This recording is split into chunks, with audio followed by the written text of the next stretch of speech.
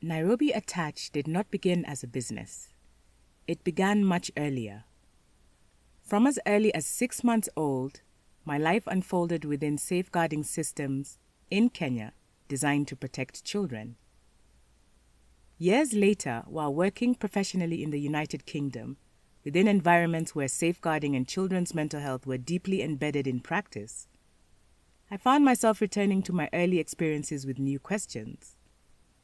As my understanding of children's emotional development expanded, so did my curiosity. How do these same safeguarding conversations happening in the United Kingdom look at home here in Kenya? Questions like, which home should this child be placed in? Why has this child been absent from school? I suspect abuse and need to report my concerns immediately. These are conversations that shape the course of a child's life.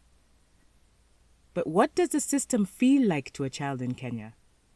A child who has experienced trauma, who needs protection, and is navigating mental health challenges. That question is what eventually led to the creation of Nairobi Attach. Many parents, caregivers, and professionals genuinely care about children. Schools invest in training, policies are written, safeguarding frameworks exist. And yet, children can still feel misunderstood, exposed, or unsafe within environments designed to protect them. Over time, I realized that the challenge was rarely intention. The challenge was implementation. Safeguarding does not live in documents alone. It lives in moments.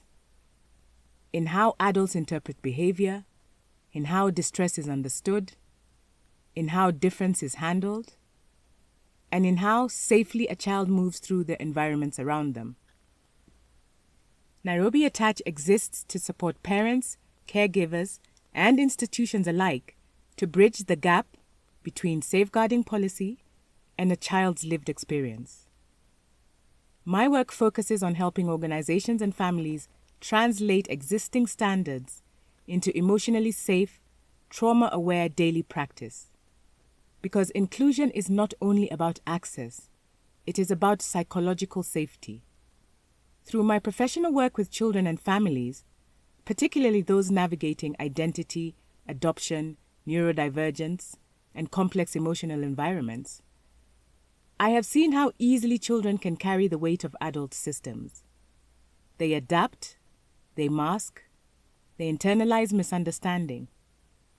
Nairobi Attach was created to help systems do the adapting instead. Mental health conversations are only now beginning to take center stage, largely because a new generation, Generation Z, has refused to keep them hidden. Many of us who came before them were raised in generations shaped by different expectations, by parents from the baby boomer generation, and within cultures where emotional struggle was often endured quietly rather than spoken about. Gen X, millennials, we learned resilience in many ways, but we also learned silence. And as our societies begin catching up to global conversations around mental health, conversations that in many parts of the world are already decades ahead, we are starting to recognize something important. Many of our own unspoken traumas have not disappeared. They have simply begun to surface, often publicly, often painfully, and increasingly in ways that cannot be brushed under the carpet the way the previous generations were taught to do. If adult mental health conversations are still in their infancy within many of our systems, then conversations about children's mental health are, in many ways, yet to fully be born. And yet children carry emotional experiences just as real as adults do, often without the language or power to explain them. My aim as a trainer, mental health professional, and founder of Nairobi Attach is simple: to elevate the voices of children, to champion their mental health, and to help the systems responsible for protecting them understand what children are trying to tell us, even when they cannot yet say it in words. This matters because when children's emotional realities are misunderstood, safeguarding systems struggle to protect them. Institutions such as the Kenya Institute of Special Education, KISE, and internationally recognized safeguarding frameworks, such as those used within the Independent Schools Inspectorate, ISI, provide essential structure. Yet frameworks alone do not create safe environments, culture does. Nairobi Attach works alongside these frameworks, supporting institutions to bring them to life through culture, adult response, and everyday practice, while strengthening institutional readiness to meet the legal and duty of care responsibilities outlined in Kenya's Children Act 2022.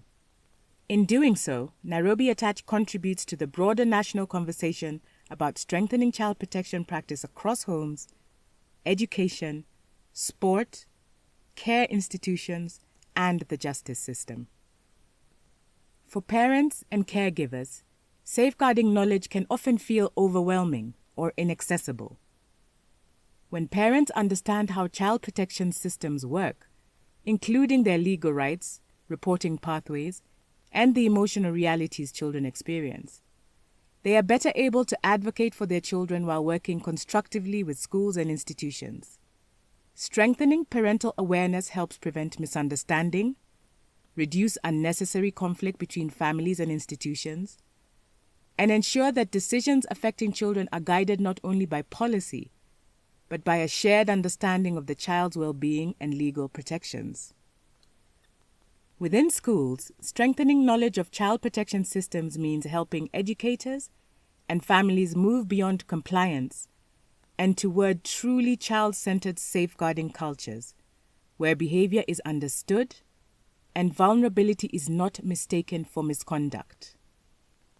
When schools understand how trauma, neurodivergence, and attachment shape behavior, disciplinary decisions become more accurate, more ethical, and more defensible within safeguarding and education law frameworks. This protects not only the child, but the institution, ensuring that responses to behavior, disclosure, and vulnerability stand up to scrutiny should safeguarding concerns escalate into formal investigations. Across sports academies, where coaches and parents both shape a young athlete's environment, safeguarding must sit alongside performance culture.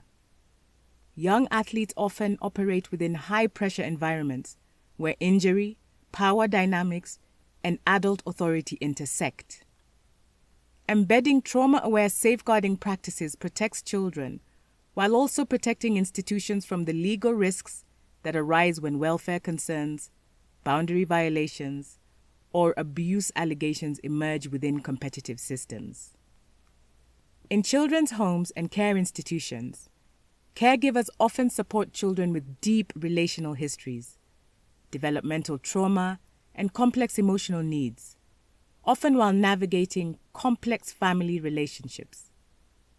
When staff understand how these experiences shape behavior, responses become safer, more consistent, and more therapeutically informed, reducing incidents, preventing escalation, and strengthening the institution's compliance with the National Child Protection Standards and legal duty of care obligations.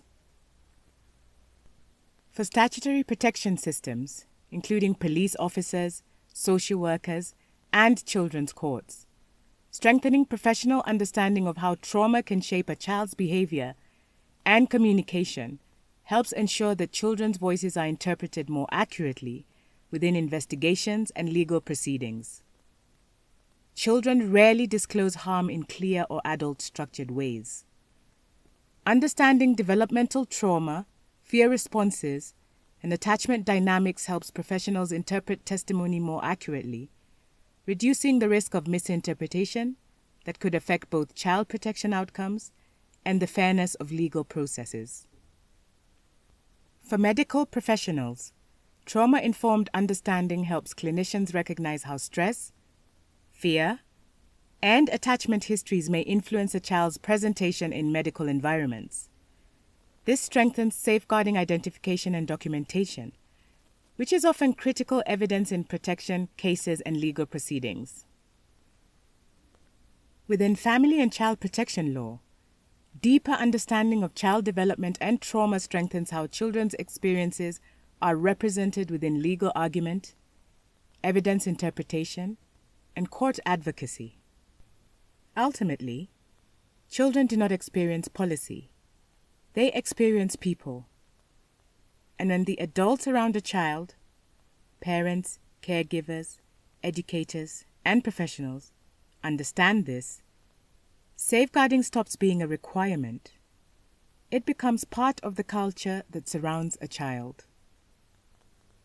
Nairobi Attach, Safeguarding, Trauma Awareness, Family and Institutional Practice.